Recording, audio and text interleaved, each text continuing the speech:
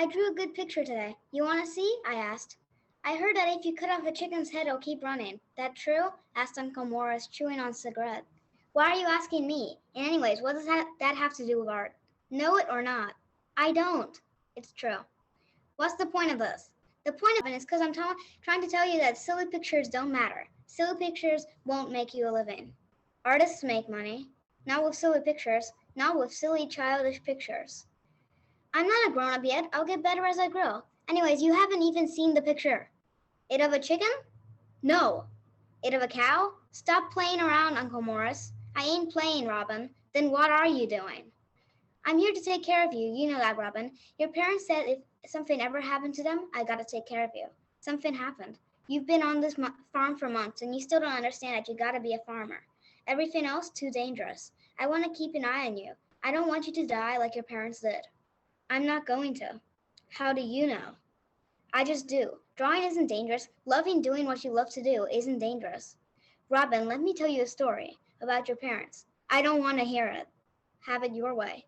Uncle Morris, don't you understand? Being a farmer, it may not be dangerous, but no one likes farmers. No one I know, anyways. The kids at school call me Pork because of how I hang out with the pigs and draw them. Don't listen to them, kids. They don't know anything. You, however, need to know that you are a farmer, through and through. But I'm not. I love animals, but I don't like butchering them. Heck, I'm a vegetarian. I don't want to work in fields all day. I want to draw nature, but not harvest it. Lazy girl. I'm not lazy, I just like drawing. Don't you understand? I don't. Not at all. But I'll agree with you. For now. So that's where it ends. I just wanted to say that some of the stuff here, like how nobody at her school likes farmers and how her uncle doesn't like artists. I don't think that. It's just for the story, so I don't want it to be offensive to anybody. That was great. That's really great. So, as wonderful. There are two lines that are just amazing. It of a chicken, it of a cow.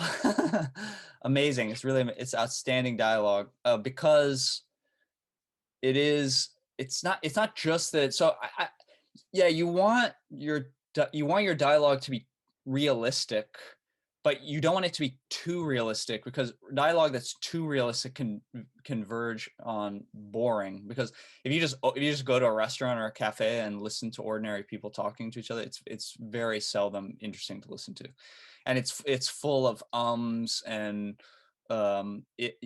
hesitations and, well, I mean, I feel like so I think you also want to have your dialogue not only to be realistic, but to have a certain kind of poetry about it.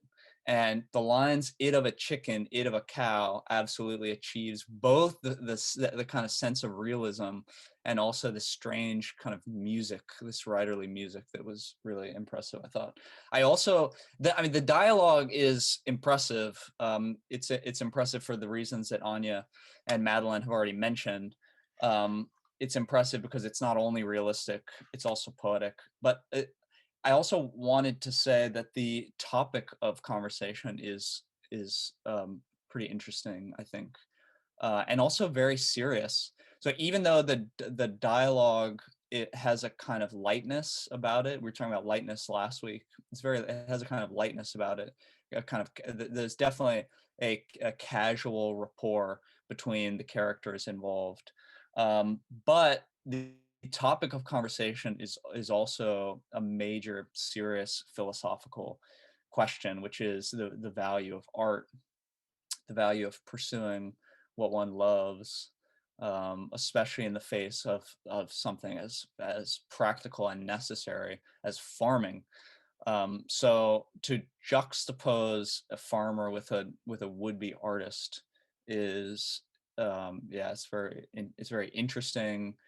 I think it's very moving, and it's deep. It feels kind of emotionally and philosophically important. So I think it's great. Thank you for sharing it. Thanks. It of a chicken. I'll never forget it. It of a chicken. No. it of a cow.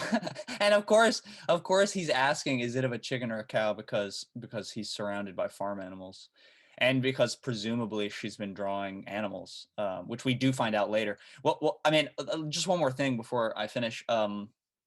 The other thing that's really interesting, is how you withhold in this story as well, because we find out that there are pictures of animals. He asks her, it of a chicken, it of a cow, before we know that they're on a farm. So it seems very strange. Like, why would he think it's of a chicken?